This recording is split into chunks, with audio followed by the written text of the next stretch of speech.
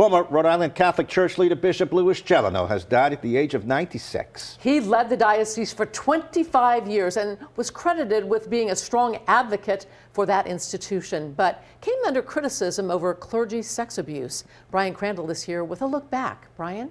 Patrice Jean, Bishop Gelineau was a high-profile figure in Rhode Island for decades, active and outspoken, like against abortion, and later in his time as bishop, forced to answer questions over the handling of pedophile priests.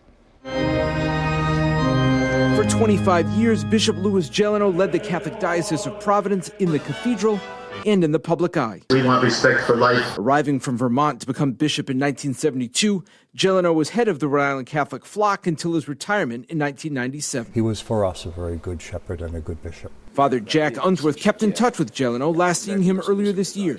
He was in the seminary when Gelineau took the reins more than 50 years ago. He had a lot of energy. Anyone will tell you that. So he brought to the diocese that kind of energy and a newness and an enthusiasm for the faith that we share. He was first and foremost a teacher and a shepherd. All I really wanted when I was ordained was to be a good priest. As bishop, Gelineau was no stranger to the spotlight. He had a public feud with Planned Parenthood head Marianne Sorrentino over her excommunication from the church due to her abortion stance. And the clergy sex abuse scandal came at the tail end of Gelineau's time as bishop. Lawsuits then and in the years since, in which he was named as a defendant. Accusations that the diocese protected pedophile priests years earlier. When Gelineau retired as bishop, he told NBC 10's Jim Terracani he thought actions taken when they were taken were appropriate and pushed back on allegations he covered up sexual abuse. That's absolutely an unfounded and unjust accusation against us, and we're fighting against those accusations now. He saw the church challenged. He saw our faith questioned. He saw people leaving the church. Do you think it tarnished what he did?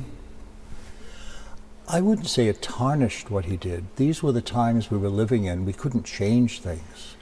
One of the things I think he's to be admired for is the way that he confronted it head on. He didn't try to push it aside or pretend that it would go away.